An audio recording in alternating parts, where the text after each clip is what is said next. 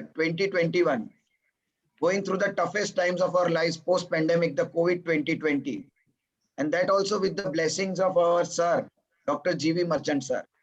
On behalf of Baroda Orthopedic Association, I, Dr. Alpesh Parekh, Secretary, welcome you all to the annual Dr. G.V. Merchant Oration. Also not to forget, today is 24th Jan, the National Girl Child Day. So wishing all the lucky fathers for their wonderful girl child at their homes and praying God to keep them healthy and wealthy. Just I'll share my screen.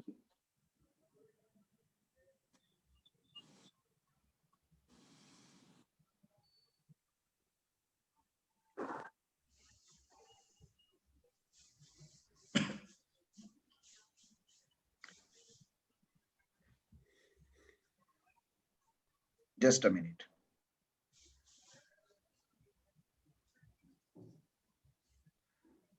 Is it clear? Visible?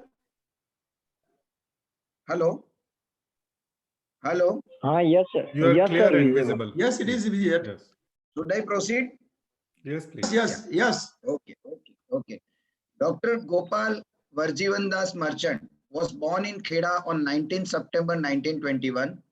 He joined GS Medical College, Mumbai in 1939. He did his post-graduation in surgery under Dr. R.J. Katrak in 1952. After a short period of time of 9 months at the Tata Cancer Hospital under Dr. Borges, he came down to Baroda. Dr. Merchant joined Medical College and Sir Sayajirao Gaikwad Hospital, Baroda in 1954. Starting from a department, he built up the complete and the competent Department of Orthopedics of worth, quality and repute. He was the first. He has got lot many first in his name. Let me share few of them.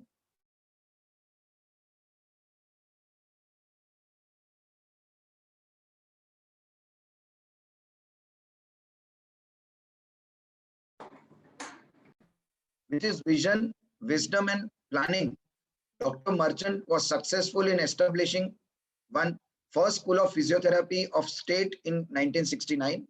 Second, first spinal injury unit of the state. Third, first prosthetic and orthotic workshop of the state. On his personal platform, he was quite a diligent clinician, surgeon par excellence, tough taskmaster, who had nothing like no in his dictionary, and above all, the virtual father and founder of orthopedics in Baroda. He left for the heavenly abode on 28 Jan 28 to continue his academic zeal, and in his memory, Baroda Orthopedic Association Oration has been declared as Dr. G.V. Merchant Annual Oration. Thank you. And let me quote for Merchant sir and all my teachers and all colleagues who are my teachers in some or other way. Without teachers, life has no class. So Sejal, I hand over the baton to you and introduce our guest. I'll stop sharing my screen. Thank you, Alpesh. Today on this G.V. Merchant Oration lecture, we have very well-known, renowned robotic joint replacement surgeon, Dr. Narendra Vaid. We welcome internationally acclaimed joint replacement surgeon, Dr. Narendra Vaid. I welcome you, sir. Thank you very much. I will just give a small brief introduction of the Narendra Vaid. He has passed his MBBS from the BJMC, Pune in 89. He passed his MS Orthopedic from Pune University as a gold medalist in 1994. And he is trained over by the Dr. Sanchetti, and in US, Sweden, Germany, and many more places. He has many things in his profile, starting from the invited speaker and panelist in Indian medical tourism destination at Dubai and Muscat in 2015, to the regional forum of SARC and Developing Association organized by FICCI and by the Ministry of Commerce of Government of India. He has also got social contributions to the Golden Hour project in 1996, instrumental in saving life of 1.5 to 2 lakhs trauma victims. He has numerous paper and seminar presentations in his name, and it is a long list from the debut to the FAPEC to the MOACON to the Navio Robotic Master Meets, ISACs, and lot many. It is a big list which is if I start telling it will take an half an hour. He has been awarded as a Rashtriya Ratna Award, one of the 100 most impactful healthcare leader in India, Sanjeevani Pariskar Award, Mahindra Navistar Award, Vishwa Vivek Puraskar Award, Maharashtra Times Icon of the Health 2019 Award, Lokmet PCM Icon Award, and lot more. He has more than 50 plus presentations and 100 plus talks nationally and internationally. He is a PG teacher, professor, faculty, and even he trained the fellows for the joint replacement surgeons.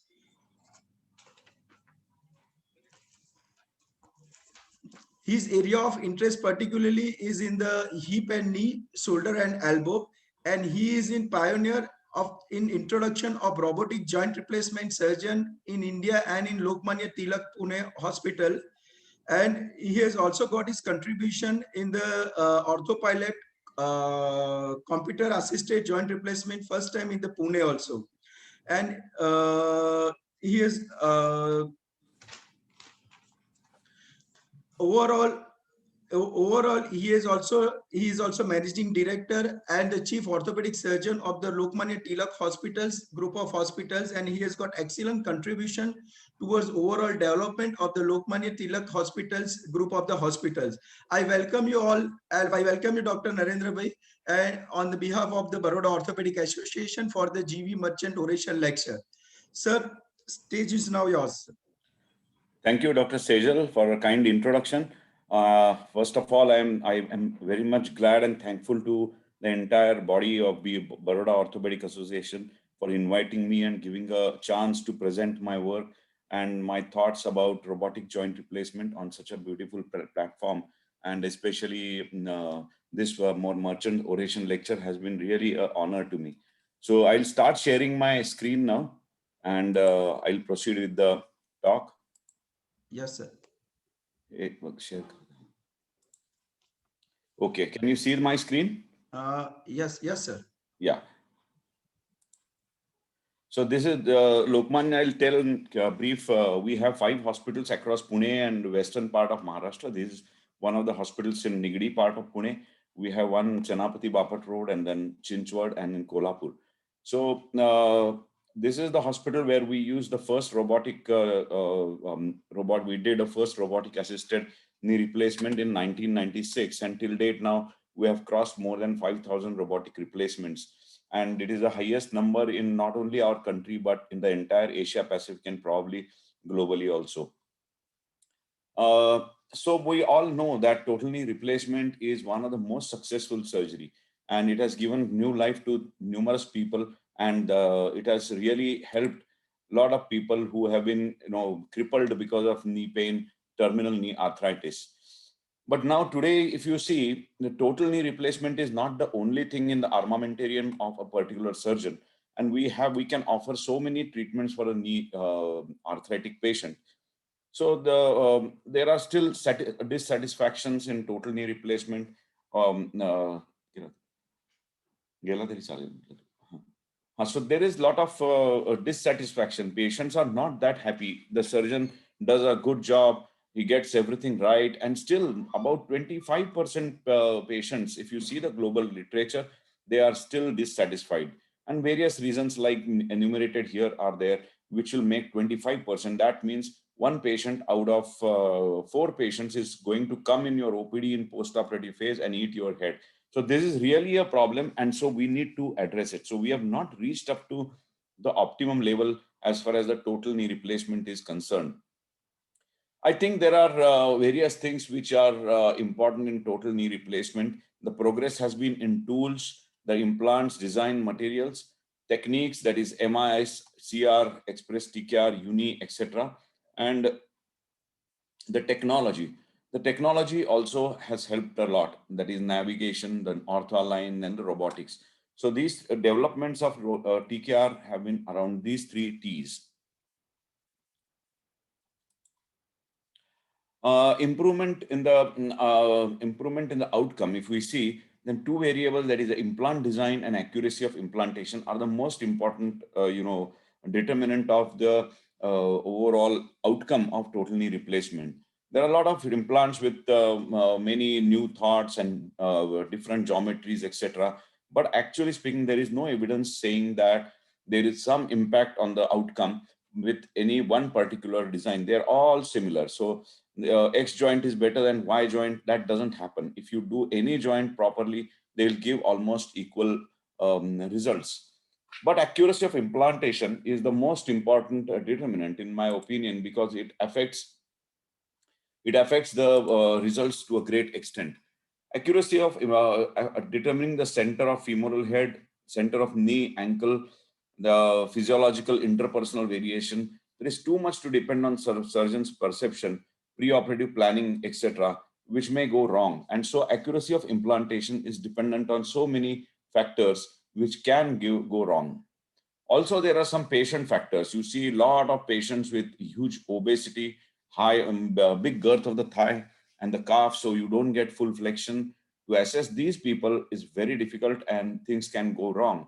So these patient-dependent and the surgeon-dependent factors may lead to non-optimum alignment in total knee replacement. There are so many variables in the total knee replacement. If you have to get a correct alignment, that is the center of the head, center of the femoral flexion extension, distal femoral cut, thickness, rotation, varus, valgus. So there are so many things. I calculate there are almost 48 variables in total knee replacement. If you err by even 1 millimeters, a simple thing like entry hole, err by one degree, then there will be 2 degrees of error in the final alignment. So it is, the margin of error is very, very small. And so things can go wrong.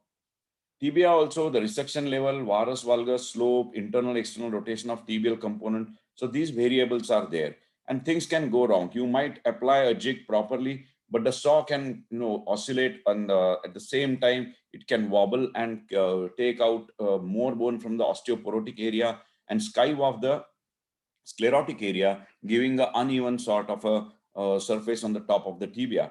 So there are errors which are beyond the jigs. Jigs may be good, but they can still produce a lot of errors. And you have so many instruments to tackle with, so many implant companies with so many different designs. So there are n number of variables when we are all doing arthroplasty.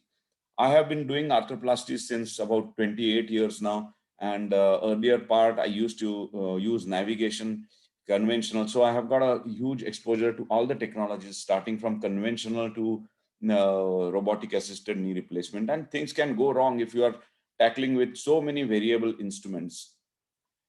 If we see this paper, then amongst even high volume surgeons and experienced surgeons, outliers can be 30%. It is huge. So outliers are defined as the alignment which you get post-operatively is 3 degrees or more than planned alignment. So 3 degrees and more is quite huge. If alignment is not correct, then the joint is going to wear, joint is going to have a septic loosening and going to early failure. And most of the failures go to revision within first 3 to 5 years. So this is quite a important factor which one should keep in mind. If the alignment is like this, then there are of course going to be immediate disasters, and I hope that nobody does replacements like this. But things I have seen, I have revised many of these, and you can get problems. So if we see, total knee replacement is a soft tissue surgery. That is what has been taught. Who decides the soft tissue release is adequate? Because in every conference, every talk, everybody says that do a optimum release. So what is this optimum? In my opinion, optimum may be 2 millimeters. Some other person can be having 3 millimeters. So there is no, this is a very subjective term. And we are all teaching our students, we are talking the same language in conferences, कि भाई optimum release कराना है. So there is nothing like optimum, it is very broad definition and the margin of error is very high. So what if we have an equipment and take help of science to objectify this particular soft tissue release? So our advances have been now with robotics are focused on improving surgical technique, kinematic balancing, optimum and minimum calibrated soft tissue releases, perfect post-op alignment. So these are the aims for the total knee replacement. So computer assisted surgery was an innovation in late 90s, and it definitely helped to a certain extent, increases the accuracy. Early post-operative rehabilitation was documented. But navigation has got certain limitations. It increases accuracy, enables the surgeon to understand the knee deformities better, helps in especially beginners in balancing the knee. But I think navigation is somewhat like a good intraoperative diagnostic tool, which is sitting on the side of a operation table and which helps in planning, but the execution part is not there in that. And that is where robotics comes in play. So it helps us in putting a jig. And I know that the errors related to skiving of the saw or dipping of the saw and slipping of the jig, they're all there in the navigation. And so navigation, it went into a bit of a disrepute. It went out of the fashion, and now very few people are using navigation. Also, there is an error which people do, that they call navigation as a robotic technique. So navigation and robotic, there is a C difference, which I'll be telling. And the main difference is that the robotics has an execution arm which can actually execute the plan which we have planned on the for that particular patient. So what is the if we have a system which helps us in alignment in all three planes, gives kinematic alignment? This is most important. Actually, now the philosophy is changing from mechanical alignment to kinematic or physiological alignment. It gives appropriate gaps, not only in 90 degrees and extension like we do in a conventional TKR, just put the blocks and see that, but it gives balancing in all the degrees of movements, right from full extension to full flexion. So a surgeon is able to visualize the balancing throughout the range of movement. And so it addresses the chronic issues like mid-flexion instability. It also allows us to objectively analyze the ligaments and helps in ligament balancing. So that's the most important thing. So that term of adequate release actually becomes very much possible with robotics. It enables to execute the plan to absolute perfection. So let's see, what is a robot. So this term was derived from robota, which means forced labor. Robot is a machine, especially one which programmable by computer, capable of carrying out complex series of actions automatically. So there are two types of robots. One is humanoid robots, which is Sophia, you all know. And then there are non-humanoid, which don't look like a human. And this all the orthopedic robots are non-humanoid robots. So the history in orthopedics is quite long. They started in 1988. CT guided brain biopsy was done by Puma robot. Then Pro Robot was developed in Imperial College for prostate surgery. Robodoc was the first orthopedic robot developed in for total hip replacement. And then there was a lot of evolution which has happened over years. And we have three types of robots: active robots, where surgeon is out of equation, where robot will take place of surgeon. Surgeon has to expose and give everything to the robot. They were quite popular some years back, but they went into disrepute because of certain complications, because machine doesn't have a tactile feedback mechanism. And when they use the active robots for totally replacement, like Robodoc especially, there were some complications like shattering of bone, etc. So that now whatever robots are being used are semi-active or semi-haptic, which take tactile feedback systems, require surgeon to manipulate, and the robotic arm is there, either flexible or rigid. And the surgeon is always in control. That is the most important development from the old active robots. Now, there are some active robots being brought in our country, but one has to be very careful if you have to go for that technology, because active robots had gone out of the fashion and now they are reintroduced in our country. So these are active, this thing, Robodoc, Casper, these are all active robots. Passive systems are like navigation. They don't actually participate in the action, that is the execution. Currently, if you see in the world, there are 159 surgical robotic systems are being developed. So you can imagine the robotic revolution which is going to come. Some surgeons, some colleagues don't like robots, but it is nothing personal. You have to take it. You have to take help of the technology. Ultimately, it is going to give you a more accurate joint. Well, I feel how it is that is going to be not how I feel it is good joint. The terminologies are going to become more objective, and definitely there is a role of technology in life. So how this robot works, let us see. So initially these robots is semi-active. Now both the robots I'm using are semi-active or semi-haptic. I have three Navio systems and one ROSA system, and I've been using in many cases today. Around 40% of my practice is on robotic joint replacement. Other patients, because of various reasons, they opt for still conventional knee replacement, but 40% is a big volume. Annually normalized conditions, we do around 5,000 joints annually. So these robots I use in mapping planning. They help in surgical action, milling, sculpturing. Surgical actions are constrained, adjusted by the system. They work in haptic boundaries. So the burr goes out or deep than the haptic boundaries, then it will stop executing or stop rotating. And that is how they will, not cause more damage to the bone. So Navio and Mako, they are two semi-haptic sort of technologies. So Mako is a bulky machine, and it will be it is a CT based machine where you have to do scans, and then you can see that handle is quite handle is quite bulky. So to manipulate this thing from one OT to other can propose problem. I'm not having Mako in our hospital. Navio is a second generation robotic system which is image free. Only handheld robotic instrument is there with high speed burr, which operates in two modalities. That is, one is exposure control, and second is speed control, which revolves at around 80,000 RPM. And so this sculptures or cars the bone. So this is how it works. I have this ROSA system also, which is a robot which places the jigs, and you have to take the cuts with the saw only, but you can balance the knee completely. They have now all models of Zimmer which can be implanted using ROSA, and very soon for uni also it is going to be used. It is X-ray based, imageless, so there is no intramedullary intervention required. So these advantages are there for ROSA.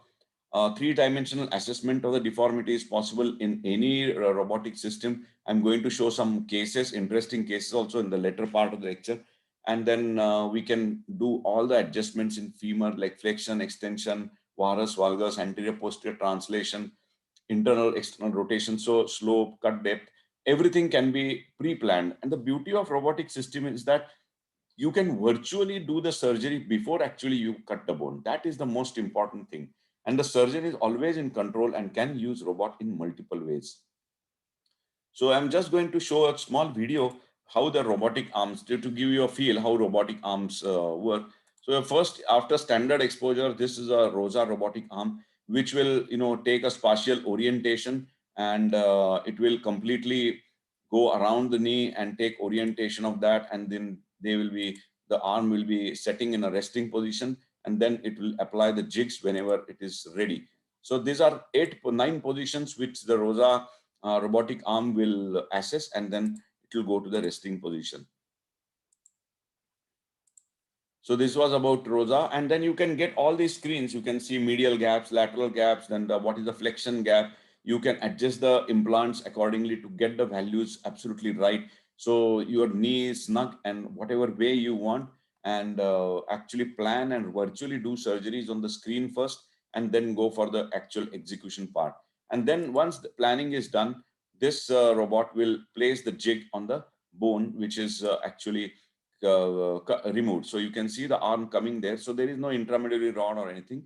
So there are 3 modes. This is the assisted mode where the jig will sit here, and then with one pin, the leg gets fixed with the robotic arm. So even if there is a movement of the leg, the arm also can move, and you don't have to adjust it again. So there is very much work and time efficient. And then you cut the bone with the saw. Similar thing for tibia also, it will take its position. You can assess the implant after post trial. You can assess it, how the leg is moving, how are the gaps, and then remodify your cuts if required. So you have a lot of literature now, and I'll go through it.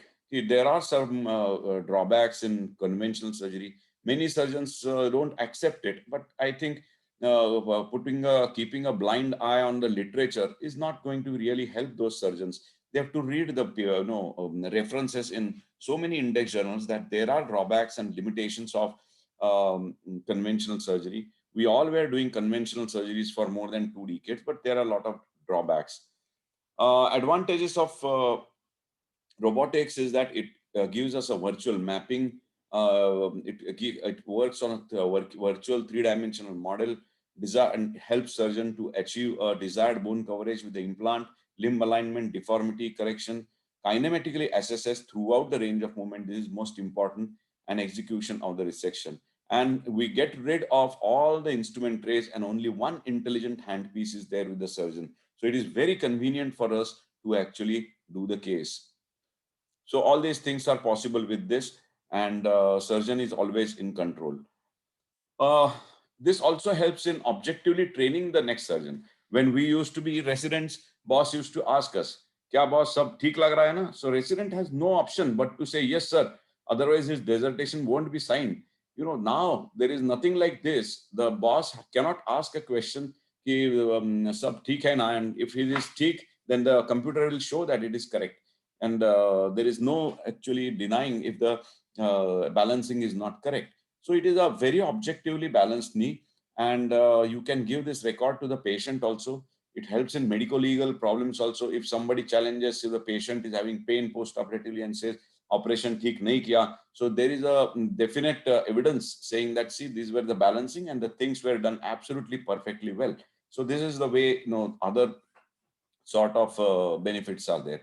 So I'm going to take you through a small video of a unicompartmental, because as I told you, UK is now re-entering the surgeon's armamentarium. Almost 15% of my practice is unicompartmental.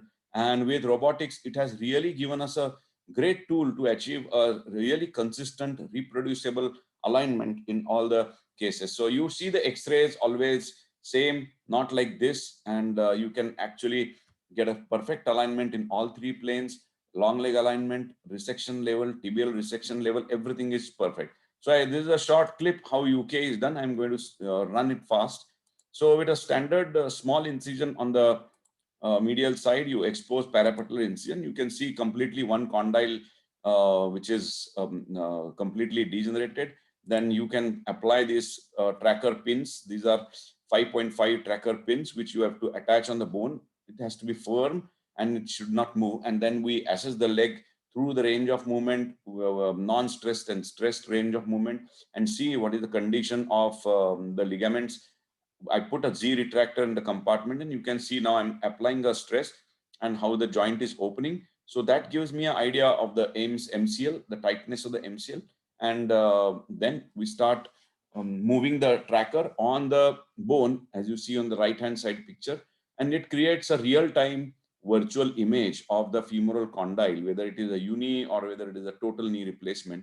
And you get a beautiful picture of the femoral condyle. You can rotate it also and see the backside, so you know whether you have painted adequately, and that's correct. The posterior part of the condyle also has been corrected. And always a reference of the axis is there, so rotation of the component also can be adjusted. So this is the way how we plan. After planning is done, we can actually do plan and move it, see how the prosthesis is going to fit. We can slide it anteriorly, posteriorly, take the depth, see actually what is the slope, because all the systems of unique compartmental, the success of conventional success depends on the first pin which you put on the tibia for the jig, because all the femoral components placement is most of the systems based on the tibial component. And you can see the balancing. So here in the balancing screen, we can see we have corrected from 4 to 1 degree. It can also show how the pressure is going to be distributed. You can see virtual movement also, how the prosthesis is going to behave. And the beauty is that all this happens before actually you start cutting or removing the bone. Then you get a 3D model of the bone. There is a color coding. Red is more than 3 millimeters bone. Then blue is 2, green is 1, and white is what we want to go. And then with exposure control or speed control, you sculpture the bone. It is very fast. The burr is revolving at 80,000 plus RPM. And so it just with single instrument, you can remove the bone of the tibia and femur and get a good alignment. So a nice surface is created for that. And then use cementation and perfect alignment you can be achieved in all cases. There is no variation. All the unis will be perfect. And all of you know that the life of uni depends on the accuracy of implant. That is the most important determinant.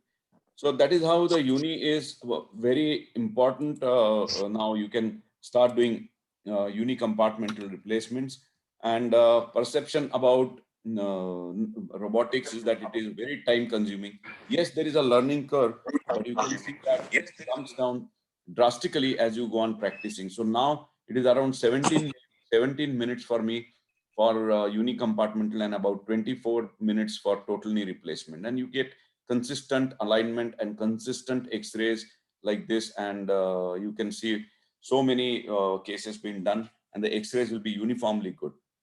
Now see the literature of unicompartmental knee replacement using robotics. So Justin Cobb has mentioned, and he's a chair of orthopedics in Imperial College of London. He says MIS UK will become the first choice of operation of osteoarthritis knee, and robotics has much more was accurate.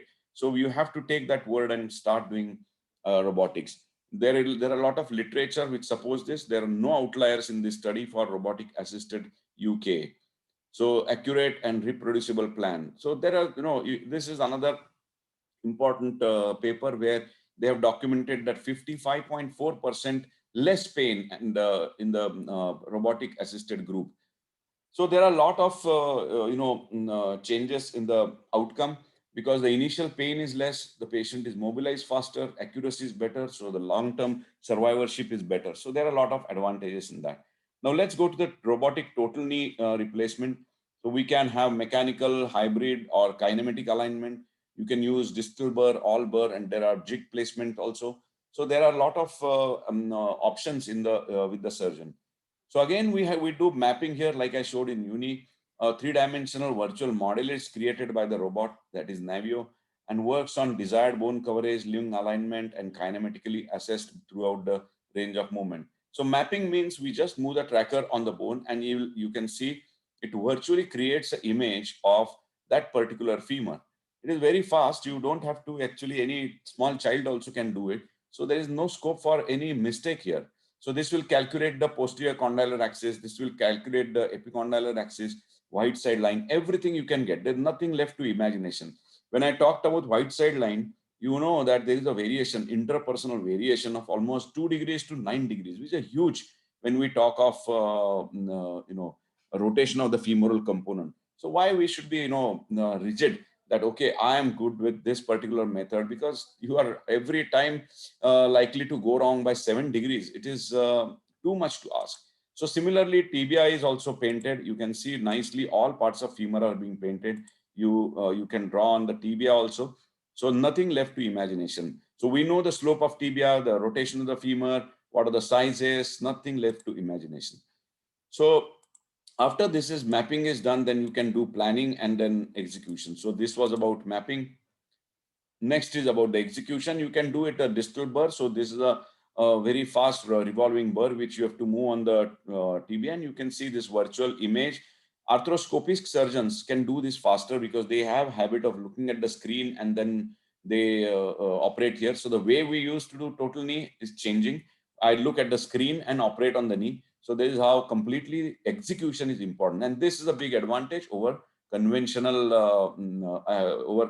surgery as well as the navigation surgery, because navigation does not participate in the actual surgery. So most important key factor is planning, and planning I think is most important. And to get it right, you have three philosophies. Initially, you should go by mechanical alignment. The more you get expert, then you can go for kinematic and sometimes hybrid path. So I'm going to discuss some cases and give a guideline which protocol can be used for which one. So when correctable deformities are there, you can go for mechanical alignment and major dissection. Don't have a stressed range of movement. So this case, 55, 4 years old rheumatoid with valgus, 20 degrees valgus. So bilateral case. So we did bilateral single sitting with Navio. So this is a screen which comes initially, and you can either take joint collection, skip. So that means I am doing a mechanical alignment. If you want to do kinematic alignment, you have to edit it and take collect. So that is a system there. Initial registration takes about 2 minutes. And then you get this picture where you can adjust the prosthesis. You can see on the top left-hand side, the initial placement is 0 degrees, 0 degrees by default position. You can tweak in all three planes and try to get a good balance. So this is the final post-op gap balancing. You can see absolutely straight balancing is there. And from 11 degrees, we corrected it to 2 degrees. And the beauty is that we don't have to really release any substantial soft tissues. You get it with adjustment of the prosthesis on the bone without disturbing the soft tissue envelope. And so the pain, the overall proprioception of the patient post-operatively is much better than the conventional knee surgery. And this is the post-op X-ray. So you can go for kinematic alignment where you take the, you can see here the joint laxity collection is mentioned here. You can take anterior or posterior referencing, no problem. Again, this is the by default section. Now, this case, the varus was 8 degrees, so not a very severe varus. So we are going to take this the pre-op gap assessment where you can see orange is very tight near the midline. That means the medially contracted joint, and blue lines are going up. So that means the lateral compartment relatively is lax, or there is a medial defect. So after balancing, I have done now 2 degrees of varus in the femoral component, and see how beautifully it is balanced. So both the compartments are in flexion and extension balanced within 1 millimeter. So that is the great sort of achievement which we get an objective assessment. So if you compare the graph on the top, which was pre-operative, and this is post balancing, you can see a uniform graph, and it is the joint is within 1 millimeter from entire range of movement. Like I mentioned before, the balancing can be tested in the throughout the range of movement, and not only 90 degrees and full flexion. So it addresses the mid flexion instability issue as well. And you can have this final screenshot. This is the X-ray. Another case where 17 degrees varus, which was partially correctable, bone defect on the medial tibial condyle. And here again, we are doing by the by joint collection, laxity collection, means kinematic alignment. So here we can see this sticky picture and this routine picture from 0 degrees. Now see the next slide. This was the picture in balancing, pre-balancing picture. Now here the most important thing is that we are tweaking the prosthesis on the bone and adjusting a bit by a couple of degrees of varus and valgus without releasing the ligaments. So ligaments are more or less kept intact in partially correctable deformities. If it was non-corrected deformity, yes, you have to objectively go on releasing the ligaments, taking help of the Navio or the system which you are using, and then correct the contracture. So here, this was the first screen. Now here I did was 2 degrees of femoral varus and 1 degree tibial varus. So combined varus was 3 degrees. I never crossed 5 degree combined varus, and most of the adjustments are on the femur. I try to keep the tibia as horizontal or 0 degree as possible. So you can see that this is more or less within 1 millimeter. The 1 millimeter down can be, corrected by taking out the meniscus and a minimal release, and which you can see. And this is how the post-operative alignment can be there. So you would know what releases you are doing. You can see that and actually correct it. So there is another case which was a bit of a complex three-dimensional deformity. There was a malunion at the proximal tibia and a three-dimensional deformity with a combined varus of 23 degrees. And you can see there was a malunion with a varus there. And most importantly, in the sagittal plane, the slope was, deformity was 19 degrees. It was not apparent as it is, but we measured to 19 degrees. So in conventional, there are a lot of challenges like mentioned here.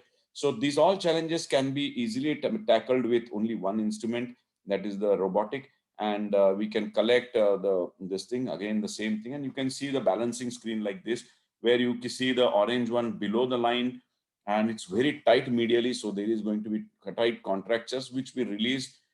See again how much we have released, and we can actually measure how much soft tissue releases are being done. People have a misconception. Many colleagues, eminent colleagues, say that this robotic is nothing but bone removal system, bone burying system. It is absolutely wrong. you can actually assess the ligaments. It's a soft tissue thing. Execution of the surgery ultimately has to be bony. You have to remove bone in any type of TCAR, conventional, robotic, or anything, because that is a bone removal has to be done. But the ligaments are respected here. This just, I've heard many people saying MCL is a mother of all the knees. Yes, right, agreed. But then why release that MCL to a great extent and make it completely weak? You don't play with your mother beyond a certain limit. So you shouldn't be, you should respect this MCL and do alignment of the prosthesis on the bone by sculpturing the bone and get perfect alignment like this.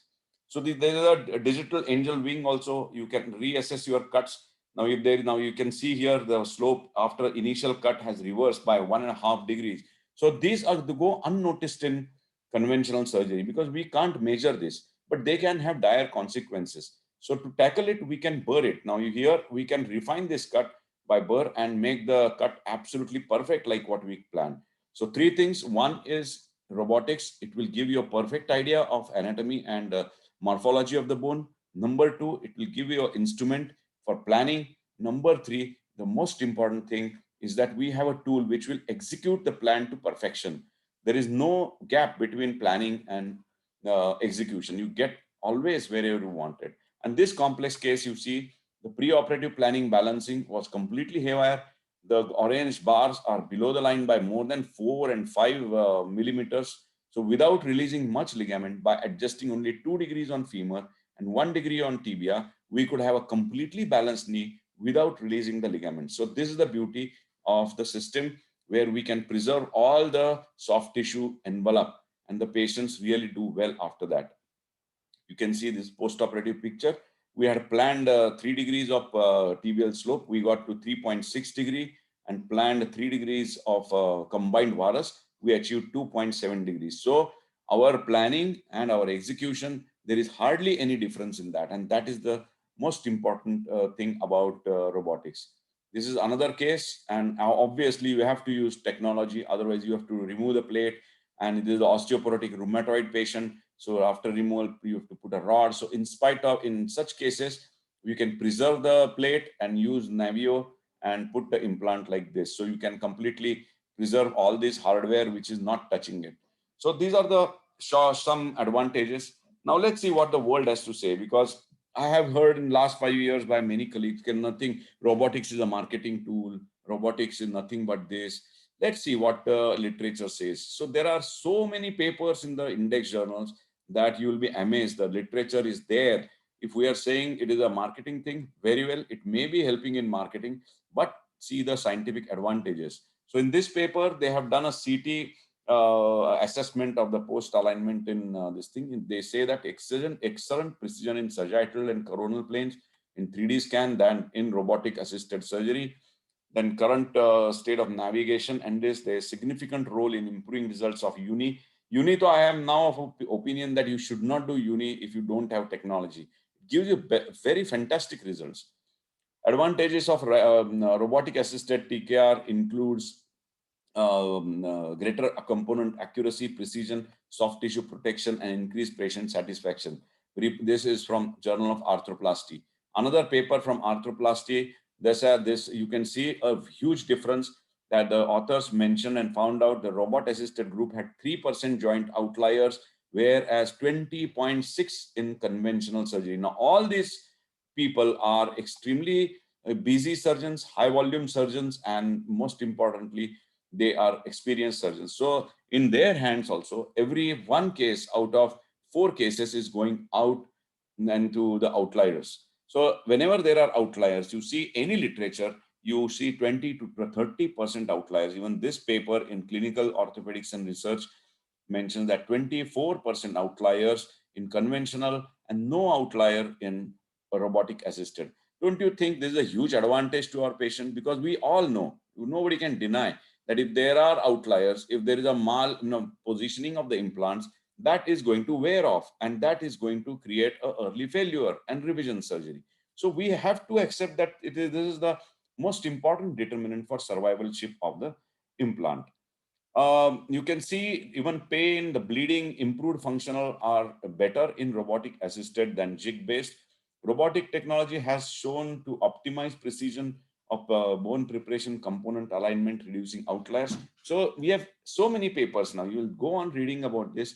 This is another very important paper where they have said that the bone and periarticular soft tissue injuries in robotic is much less as compared to the conventional total knee replacement. So they have developed, in fact, this Masti score also, and we are now working on our setup to actually see this, the soft tissue injury part of it. So this is early mobilization pain. So this advantage also is there. The as compared to the computer navigation surgery, this author has said it is much more time efficient.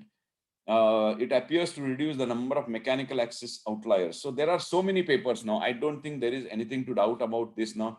This was our own paper which we published in 6 months back, in which we actually showed that the joint line restoration is better in robotic assisted surgery. This is another paper. You can see the joint line elevation is in conventional TKR, but accurately restored using robotic assisted TKR. So there are problems with patella baha, or these type of problems are not there. So joint line restoration, then sagittal and coronal alignment, the robotic technology scores heavily over the conventional knee replacement systems.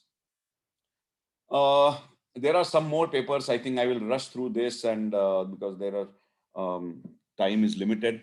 So according to this ARCS symposium, it was a sort of a review taken by Parsley, and this was in American Association of Hip and Knee Surgeons.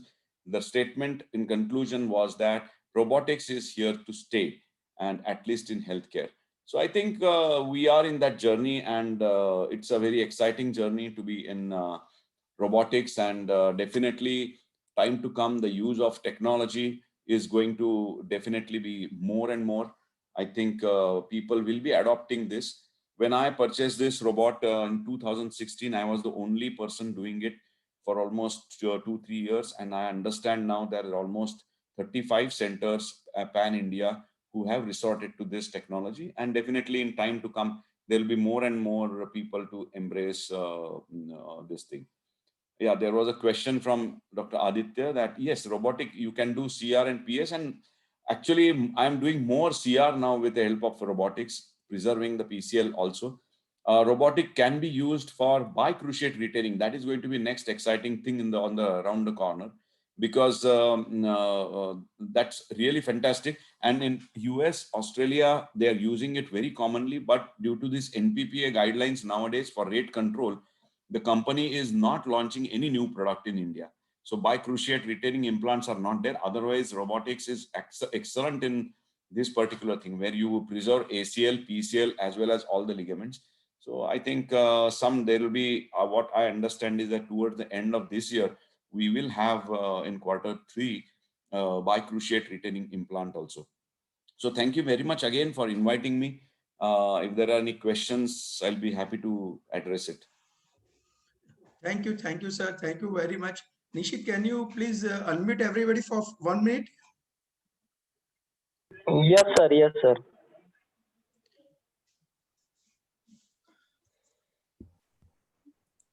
Sir, it was, yeah, sir, it was an excellent. Please kindly everybody unmute it, sir. It was an excellent presentation. I would like all members of the BOA to kindly applaud the Narendra Bhai for his very good presentation. Thank you very much. Thank you. It was very excellent presentation, sir. And we are fortunate enough to get a presenter like you over here on this GE Merchant Oration lecture. And if there is any question anybody wants to ask, it's open.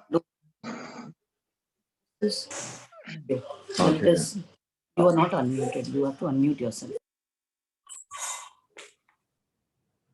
There was one question, I think, in the chat box. What are the, I think Dr. Aditya has asked, what are the contraindications for robotics? See, I think the complications, there is no primary contraindication. I've done everything, all cases, but there is, I think, one word of caution rather than contraindication.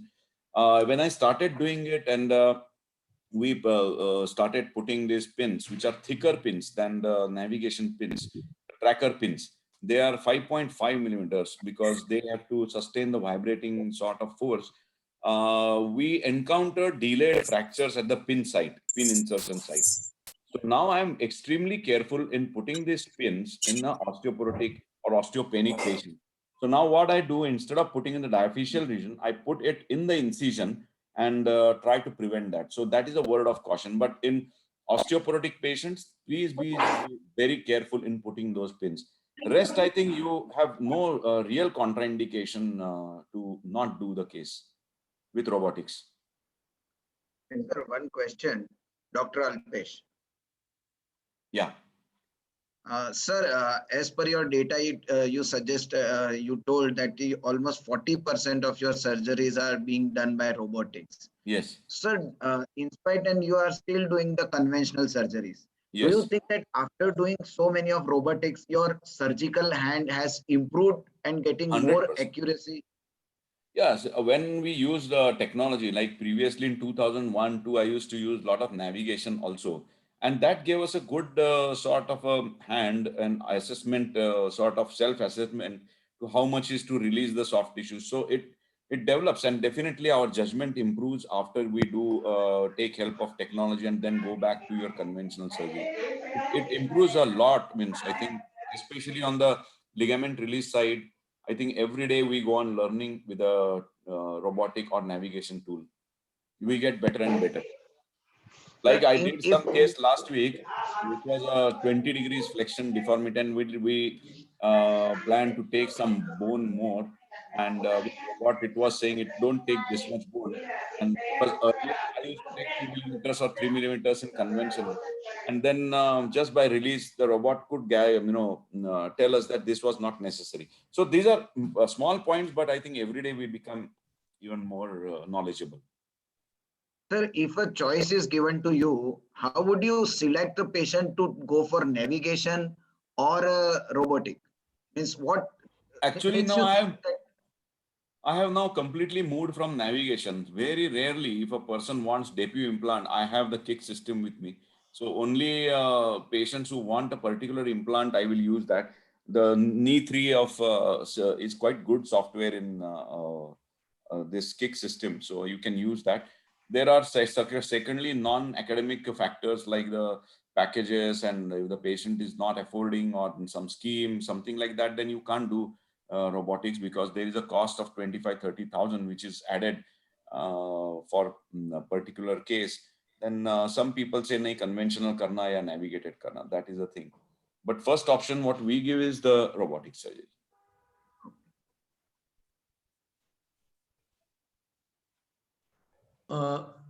Okay.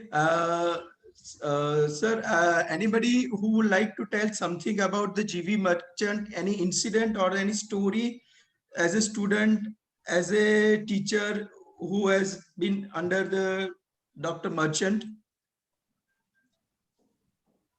Anybody? Raju bhai? Arasha?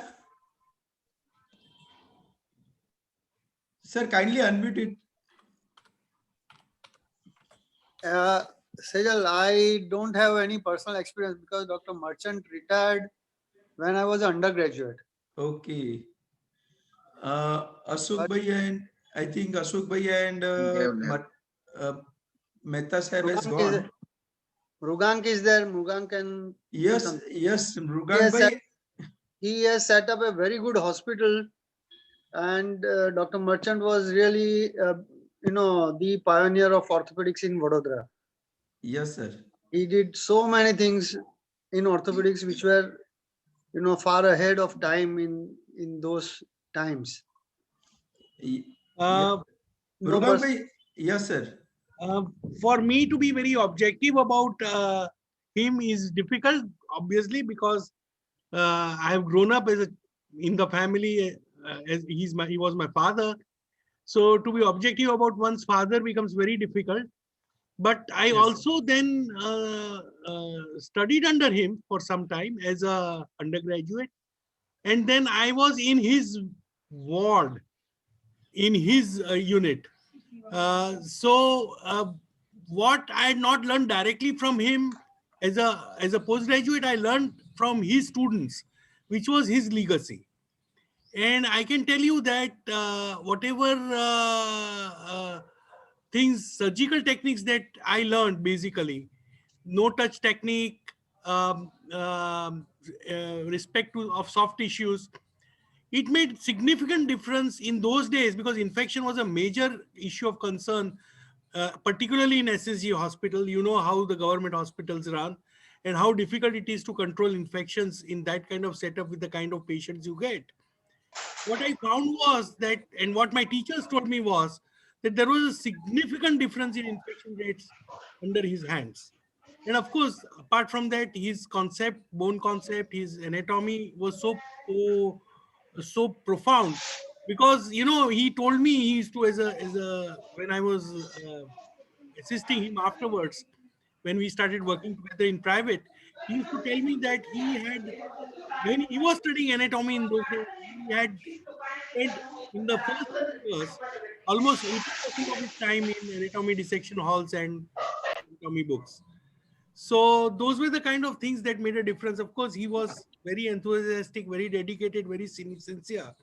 And so he could have started his private practice much early, but continued to work in the government hospital almost full time, and did most of his surgeries there.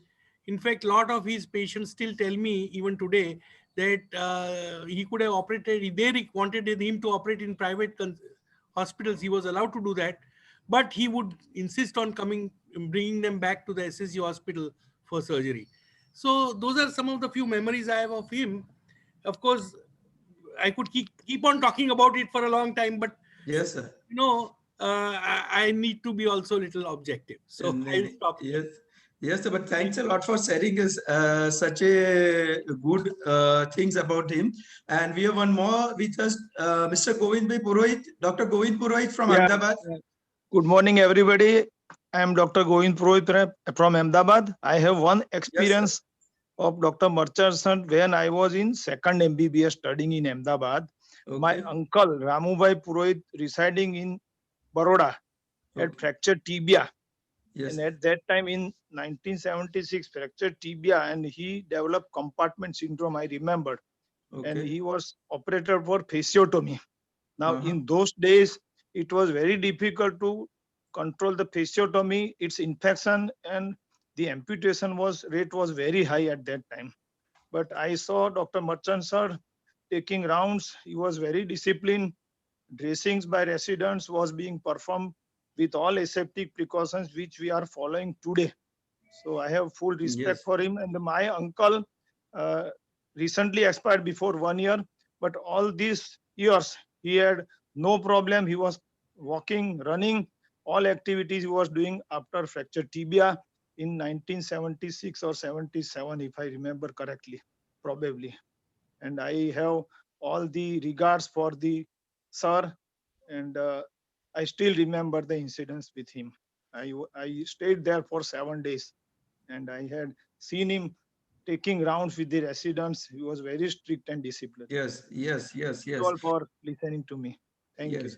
Yeah, thanks a lot for going by. Yeah. Yeah, same thing Yeah. I have heard from my patients and from my senior doctor colleagues also. He Yeah. was very much strict and disciplined, particularly in the orthopedic and in orthopedic wards and department also. And not only that, he was also very much dynamic in growing the students for the learning from the literature and from the scientific materials also. So he was a wonderful person also, and a solid teacher. I will say Jabardast teacher. He is an he was an excellent teacher. He did not allow any of the relatives during the round, and Yes. no objects should remain under the cot even. He used to throw out of the window. I have seen him actually Yes, yes, himself. yes, He was, yes, and yes. even then he was favored by the relatives and the patients actually. Yes, That yes, was Actually, yes. the- after he yeah. retired 3 years later, we were, he and myself, we were walking down the corridor of B3 ward, and the guy, young boy with the kettle, tea vendor, young little boy was coming, as they always come to serve tea to the patient's relatives unofficially. And the moment he saw my father, he put the kettle, the cups, everything, and ran away. Oh. Because if any such person came when he was there, the cups and the kettle was confiscated, and the fellow had to do 100 squats What's- before he could go back. Yeah. That's true. That's true. He That's was true. quite very Very good. disciplined. Yeah, Yeah. very disciplined, very disciplined. Yes, Yeah. yes, yes. Yeah. Thanks for sharing a wonderful moments with our beloved teacher. And now we will move on. At that time, from- Dr. Kshatriya was there as registrar. I remember Dr. Kshatriya Okay. was the registrar at that. Unfortunately, he is also no more now. Yeah, I know. Yes. Yeah, Yeah. yeah. Yes, yes.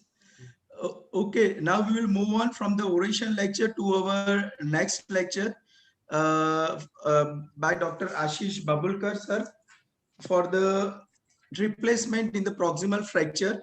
I will just introduce Dr. Ashish Babulkar. He is the head of Department of the Shoulder and Sports Injury in Dinanath Mangeshkar Hospital, Pune. And he is a founder, president of Shoulder and Elbow Society of India, and FNP Sports Medicine train program director. And he is also director of the Shoulder Conclave, which was held biennially, editorial board of the BESS Shoulder and Elbow Journal. And he is also pioneer in the reverse shoulder arthroplasty in 2009, open latar jet in 2005, arthroscopic latar jet in 2013, and AC joint biological implant free reconstruction in 2002. He is also, apart from the academic, he is also a marathon runner with 1.6 for half marathon. That is excellent, sir. Superb. And advanced scuba diver with 76 dive. That is superb. And also he is a calisthenic follower and occasional calligraphic artist. That is this is something different from an orthopedic point of view. Superb. And he is a ninja warrior also. In short, he is, apart from orthopedic, he is a lot more. I welcome you on behalf of Baroda Orthopedic Association, sir, for your talk on the replacement of the shoulder fracture, proximal fracture shoulder. Thanks a lot, sir. And welcome, sir. Thank you, Sejal Bhai, and thank you for this honor on behalf of Baroda Orthopedic Association. So we'll take you to a level above the waist. So we'll discuss about shoulder replacement, specifically in fractures, because this is a completely different topic than doing replacements in elective conditions. The replacements in fractures is always looked with skepticism for shoulders, because things are not clear which fractures should be done. In the past, there were no alternatives to hemi, and there were several processes, and still confusing. You must understand that the knee has been researched almost 50 years ahead. And as Narendra said, if you look at the different knee implants or prostheses, all of them are of the same principle design. Nobody has the guts to tweak any of it. Much capital on all that research has been done, but shoulder replacement is still fluid, and we're still continuing to improvise on our results. But one thing is clear: if the rotator cuff is good, only then can you give a good result on hemiarthroplasty. Otherwise, the results are a complete disaster. The other problem with replacement in shoulders is that the results are not consistent and not predictable. So we need to look into why this is so unpredictable in these patients. So one looks at a 74-year-old diabetic and you see there's a 4-part fracture there, and we think this is doable.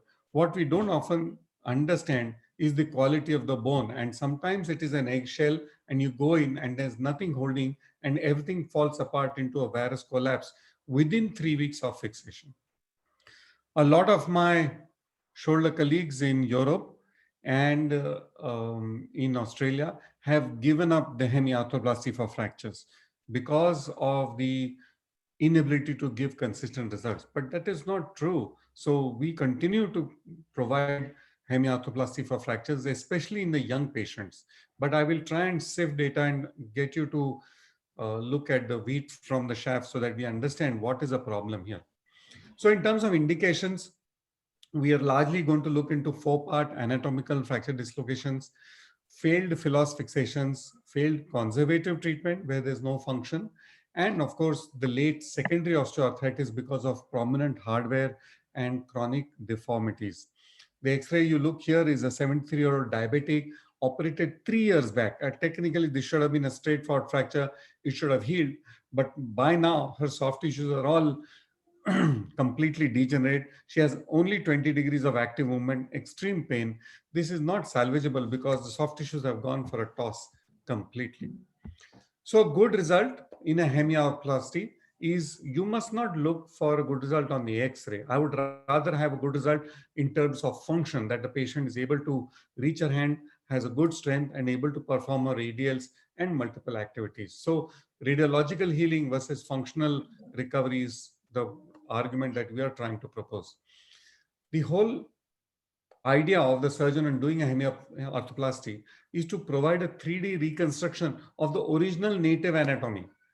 So it's not that you pick up a prosthesis, which is a monoblock, and then one size fits all, and you put a 30-degree version for everybody. That is bound to fail in a majority of patients. The results in trauma, you must read, is the results of greater tuberosity integration with the shaft. So that is what gives us a bad reputation. So if we can achieve a greater tuberosity integration into the shaft or humerus, I think most of the problems are done. Tuberosities definitely win matches. The other thing is doing a hemiarthroplasty for a fresh fracture and doing a hemiarthroplasty for a failed fixation or a failed conservative treatment is completely chalk and cheese. So soft tissues are critical in the shoulder. And that is why if a decision has to be made, it should be on day one, not as a fallback decision. Now, why is hemiarthroplasty in trauma much different from a hemiarthroplasty in osteoarthritis? Because in a trauma, proximal fracture humerus situation, there are no landmarks. We don't know what is the quality of the rotator cuff. It is impossible to test it preoperatively. The head cut has been taken by nature, not by the surgeon. Version is a complicated issue. We will not talk too much in detail, but I can tell you one thing, amongst the 30 odd people that we are here today, each of us has a unique version.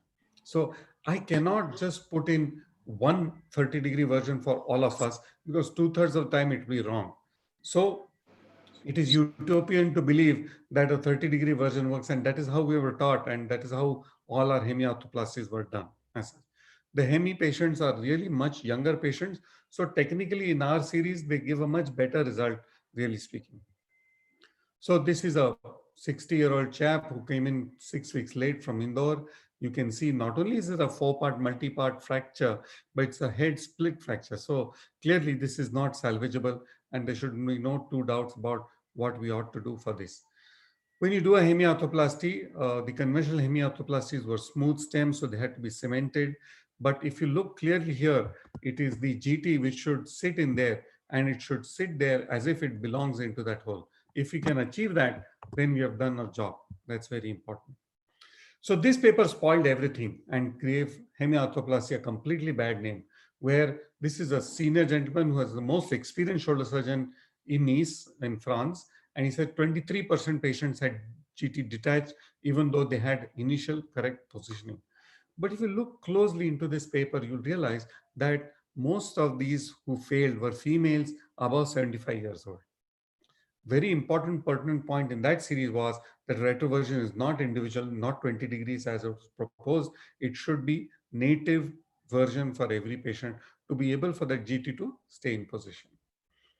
To ensure that the GT goes in position, there are several devices like these. These are bulky, tedious to use, and in a small incision cannot allow us fracture instrumentation. Instead, what we prefer to is this is a stem that we helped design for Evolutis France, where you can see this is the reamer. And on the reamer, you can see that there are these slots which exactly match the slots on the final stem. So that's critical so that we know the exact height during the trial reduction. This is a conventional reamer which has no slots here. Not only that, the trauma stem has a slot here for the circlage wire. You have a HA coating proximally, and you have a honeycomb appearance here, which will create a nice friction fit for the tuberosities to want to stay. A tuberosity will never heal to a smooth stem, but it will integrate to a HA coated stem. In addition, we augmented our chances of GT retention by designing a cerclage knot, which was very critical in retaining a GT. So this is in a 90-degree plane, orthogonal plane to the conventional GT sutures, and we accepted the Nice knot technique. We actually published a paper for the Nice knot and proved that the Nice knot is better than your conventional knot. So this is a gentleman, 62 years now, 9 years post left hemiarthroplasty, and still retaining, doing well. And that's difficult to achieve because convention and history suggest that after 5 years, the results start dropping down. So just to give you a taste of other options, because within this 15-minute ambit, I need to cover a lot. This is a 60-year-old lady and very fit lady, does a lot of yoga and stuff. So she was keen not to have a replacement, and she had a complex fracture, osteoporosis, hypothyroid, and on steroids. So what we've done for her is something called as a in-between implant. So this is just unique. And what we've done here is kept the implant within and retained the patient's head and the tuberosity, and that still has allowed her to achieve her. She's a yoga trainer, and it was critical that she continues her profession as before. So this is her result 2 years post-op, and she can continue. There are no restrictions to her. It is not a panacea for every fracture. This is for in-between fractures, which are complex, and younger patients where you don't want to do. What about elderly patients? Consistently, patients above 70 have a high level of complication after proximal humerus fractures. So as a thumb rule, we would not do fixation. We would either conserve them or do a reverse shoulder replacement. There are exceptions. There are patients who are 72 and physiologically they're 65 because they're playing golf and playing tennis. Those are different patients. I'm saying osteoporotic patients who are 75 and above. This is a lady who had a bilateral fracture at different time intervals. First time she came in, we did her left shoulder lock plate, and we've achieved a good result, anatomical healing, AP and lateral. But by the time she came back, she had cardiac disease, she had osteoporosis, she had asthma, and she was on steroids. And we thought this is not the right time because her cuff is poorer on this side. She struggled to get her function back on the left for almost 6 months. So we did a reverse shoulder pain. She has a fairly similar range of movement both sides, but she's much happier with the pain relief and the strength on the right side. So this makes sense. This is 81-year-old, just a standard 3-part fracture. This is eminently fixable. Most surgeons would use a plate here, but we don't understand the quality of the bone. But more important than the quality of bone, the rotator cuff is dysfunctional at 81. Without the rotator cuff, whatever you do, whether you do a just unique, a hemi, or fixation, is going to fail dramatically. And in this age group, you just want one operation to solve everything completely. So this reverse shoulder is an ideal implant for these patients. And this is her 4-year follow-up now. And she's still looking, and she's an active lady, South Indian. And she looks after her son's company. She looks after the finance and still doing well 4 years down the line. I think this makes sense to get them out and start moving, no immobilization, because this age group is one where you want them to do everything physiologically and make them independent. She lives alone on her own self. So finally, the taste breaker for today's talk. I should have talked a lot more on this given the topic that we started with, the robotic, but I thought these were important points that had to be highlighted. We have slowly moved on to technology, and we are not technology agnostic. So the HoloLens 2 is a very fancy new device that is developed by Microsoft, and it has been integrated by Evolutis for the shoulder replacement technology.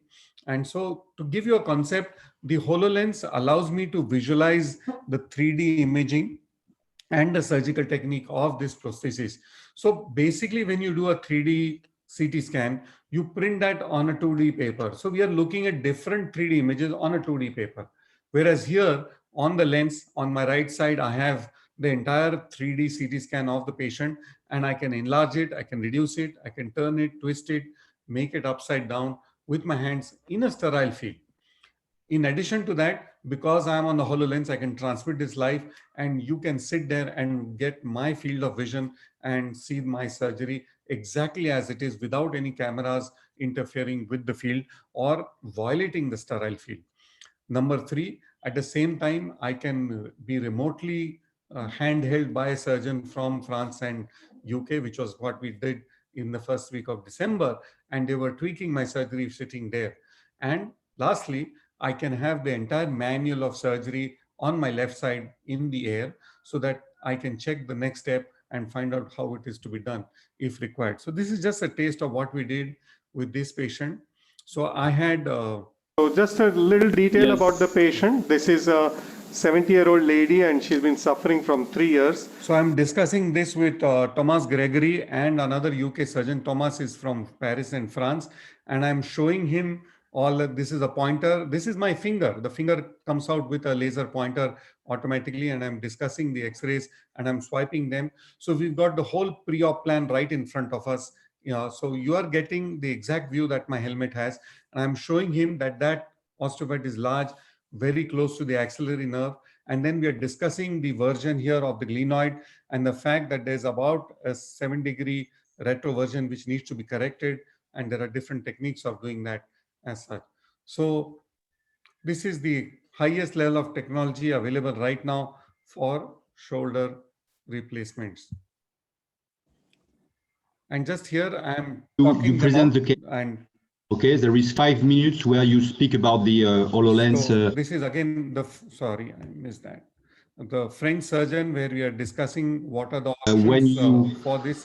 When you watch here closely, I have the 3D model right on front of me. The left one, the fair one, is the model, which is normal shoulder.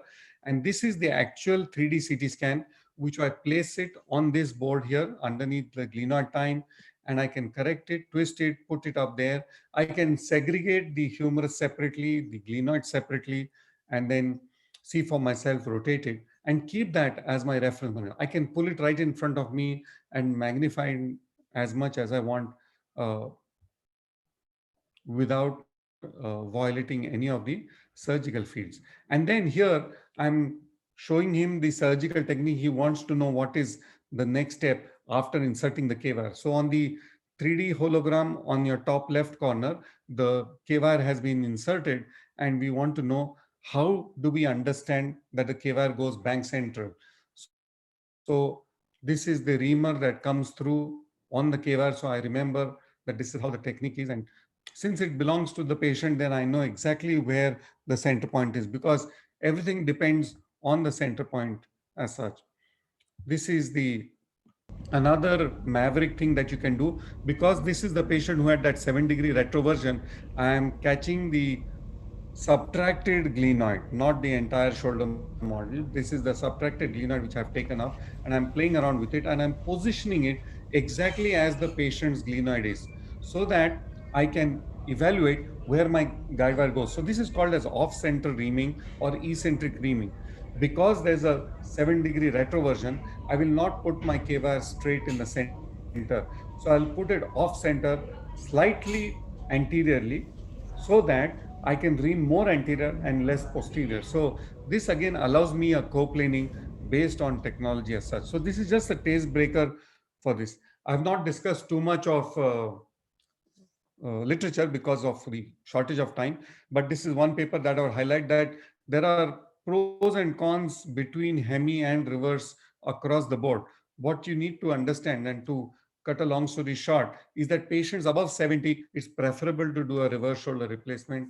Patients less than 60, you would prefer to fix. And between that 60 to 70 group, if the rotator cuff is good, the hemi is good, because the reverse had a more consistent restoration on UCLA scores. You can see 29 over 21. And they have a better forward flexion of 120 over 80, but the rotations were worse than the hemi.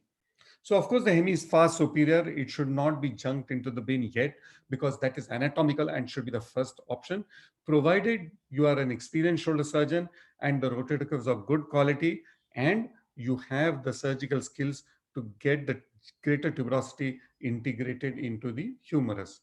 So the bad results for patients in hemis are all mostly patients above 70, and that's why it's much preferable that you just do a direct reverse shoulder replacement for these patients.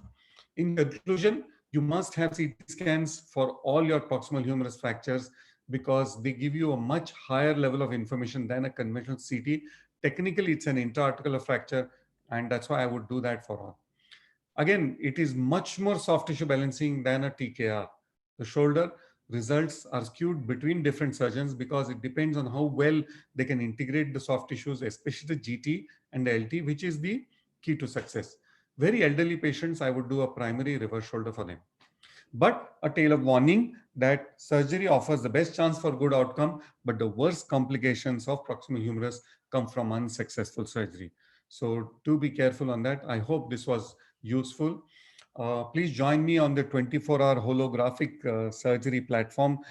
This is led by Microsoft. What we are doing is across the world in 15 different countries, surgeons are going to start operating from early morning till late night based on GMT. And so you'll have a taste of at least 15 different surgeons presenting different new techniques where there's a holographic integration. All of them are going to be wearing the HoloLens too. So it's a unique event. And I would be happy if most of you can come and attend that online event. Thank you very much for this opportunity. Thank you for sharing such a wonderful and excellent presentation on this holographic LEM holograph lens. And we would like to have a few more questions for this thing. But main important thing is this holographic lens is very useful even in the soft tissues also. How can we, what about soft tissues? So there are several different technologies in the shoulder. The navigation is separate, holography is separate. Yes. We deal with a much more complicated challenge because the shoulder glenoid is movable, unlike the hip and acetabulum, which is fixed. So every patient has a different orientation, and that's why there are a lot of errors. Most important problem is that the glenoid is just 25 mm, which is the size of my thumb. So my guide wire insertion has to be spot on in the center, aligned in 3 dimensions. And that is where all the errors come. This is where holography comes in and helps me assist. When I'm looking at 2D images printed on films, and then I'm imagining what is the angle I have to draw, whereas I have the 3D image right in front of me, which is magnified, I'm less likely to make an error. Navigation also helps us do that. Eventually, see, we must understand that none of us can afford to be technology agnostic. We all had a landline phone. We were reluctant to use those big, heavy mobile phones. But look today, where are landlines? They are in our bin. Whether you want it or not, it is going to come. So eventually, the next step will be integrating navigation with HoloLens. So we'll have everything. That helmet is like a powerful Apple MacBook laptop. It has everything. You just have to feed all the correct data into it. So we're getting used to it because there's a lot of gesture control, a lot of PlayStation, and then you're doing 2-3 things simultaneously. So you're multitasking as well. So if you're a female shoulder surgeon who used a lot of PlayStation, you'll be adept at playing HoloLens. Yes, that's true. That's true. How much cases you have done with this thing, sir? We started training in July. We've done 4 cases. Okay. We still have to integrate the technology of converting DICOM images to STB images. We have that technology now, then we can do it. And it is not expensive at all. HoloLens costs like 8-9 lakh rupees only. The availability is a problem. So it is not a very expensive. Cost efficiency ratio is excellent. And less bulky instrumentation and less bulky the machines will be also. Absolutely. There's nothing. It's just that helmet, and it is remote cordless. That's it. Yes, that's good. That's good. Any more questions? I will just check the chat box.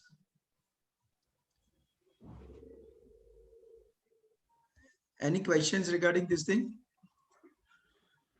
Okay, fine. We will now end our session. Before that, I will ask Dr. Alpesh to deliver a memento for the GV Merchant oration lecture to Dr. Narendra Bhai.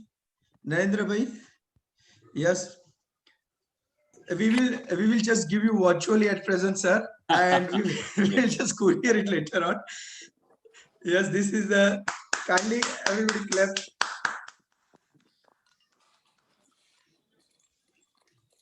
We will send you virtually, or we will send you by the courier next week, sir. Absolutely, pleasure. Mute. Hello, Alpesh, you are mute. Alpesh, you are mute. Kindly unmute yourself. Sorry. Yes. It was a great pleasure to have Dr. Narendra Bhai Vaidya as a chief speaker of the oration. And on behalf of Baroda Orthopedic Association, we would like to submit, and soon we will courier this memento to you, sir. Thank you. Thank you very much. And sir, it was a pleasure, and it was great of you that you sacrificed your Sunday a few hours for us and delivering such a wonderful topic, which was not quite heard. I think many of surgeons were knowing very bleak idea of navigation, robotics in arthroplasty. But now this has opened the doors and widened our thinking. Thank you, sir. Sir, soon we will sending you this letter of thanks also. That would to be Thanks. delivered along with that, sir. Thank you. Thank you very much. And also, Dr. Ashish Bawalkar, thank you very much for spending your valuable time and Nice learning. giving us nice learning and giving a good academic feast regarding the proximal shoulder, which we are regularly doing, but still we'll end up in problem, and still we are learning daily new things, sir. Thank you very much, sir. Sure. Thank you. Welcome. Thank you, sir, and thank you, everybody. Thank you once again, Narendra Bhai, for an excellent talk. And we learn a lot, many things. That if you want to earn not only the money, but if you want to earn the name, fame, and the good health of the people, you need to learn a lot. So thanks for the learning which is given by you today. And thank you, Mrugang Bhai, for giving us this platform of the GV Merchant Oration Lecture. Thank you. And it is only by the sirs teaching and learning that we achieve all these things. Thanks, Alembic, and thank you, Dr. Paradkar, also for cooperating and giving us the guidance for this thing. And thank you, my team of BOAC and BOA members too. Thank you all. Thanks a lot. Thank you. We are completing our session. Thank you. Thanks a lot. Thank you. Thank you very very much. Good day. And Good have a day. great day. Bye. Thank you. Bye. Thank you, Ashish Bhai. Thank Thank you, you. Good Narendra day. Bhai, Ashish Bye. Bhai. Thank you. Thank you very much. It was a pleasure. Thank you, Merchant Sahib. Thanks to the Alembic team also for Thank you. providing us the platform. Welcome, sir. Thank you, sir. Thank you. Thanks, sir. Welcome, sir.